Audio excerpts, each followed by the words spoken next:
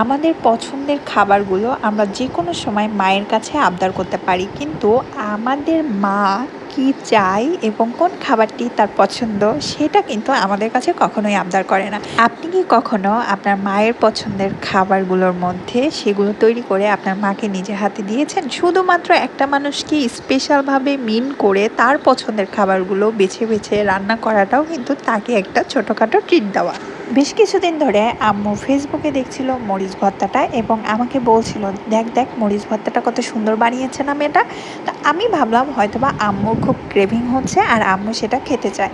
আমি ঠিক আজকেই দিনটা বেছে বেছে প্ল্যান করেছি, কারণ আজকে আম্মু আমার পেজের কাজ করছিল, সেগুলো হচ্ছে হেয়ার অয়েল বানাচ্ছিল। রুমটা একটু অগোছালো ছিল, সেগুলো পরিষ্কার করে দিচ্ছিল। আম্মু বসে বসে অনেকগুলো হেয়ার অয়েলের যে বোতল সেগুলো প্যাকেজিং করছিল।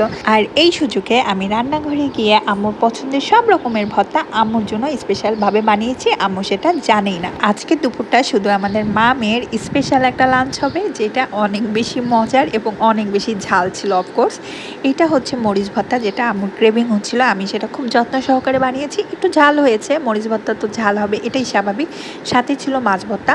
মাছটা আমি হচ্ছে ভেজে পাটায় বেটে নিয়েছি মরিচ দিয়ে, তাই এক্সট্রা করে আর মরিচ দিইনি। এটা হচ্ছে আমি জাস্ট কাঁচা পেঁয়াজ আর কাঁচা তেল দিয়ে মাছটাকে এখন জাস্ট ভর্তা করব। এই মাছ ভর্তাটা আম্মু এত পছন্দ করে, স্পেশালভাবে আমার হাতের এই মাছ ভর্তাটা অনেক বেশি মজা হয় এবং এটা আমি প্রায় প্রায় মাঝে মধ্যে বানিয়ে খাই বাসায়, যখন আমার কোনো কিছু খেতে ইচ্ছা করে না। এবং আমি অনেকগুলো ভর্তা বানিয়েছি, সেই সাথে আলু ভর্তা তো থাকতেই হবে, ভর্তার প্রধান আর কি। আলু ভর্তা আমার অনেক বেশি পছন্দ, আম্মুরও অনেক বেশি পছন্দ। সেই সাথে মরিচ ভর্তাটা বানিয়েছি, এখানে বেগুন ভর্তা আছে। আর আমি আলাদা করে শুটকি ভর্তা করে রেখেছিলাম, সেটা আমি হচ্ছে ভিডিওতে দিইনি, কিন্তু ভর্তা করে রেখেছিলাম। সব কাজ শেষে দুপুরে যখন আম্মু নামাজ পড়ে খেতে বসছিল, তখন আম্মু পুরো সারপ্রাইজ হয়ে গেছে, আমাকে বলছে এত ভর্তা এত কম সময় করেছিস। তো ভালোই হয়েছে, আমি ভর্তা খেতে মন চাচ্ছিল। যাই হোক, তোকে বলতে পারিনি, তুই অনেক ব্যস্ত থাকিস তাই বিজনেস নিয়ে।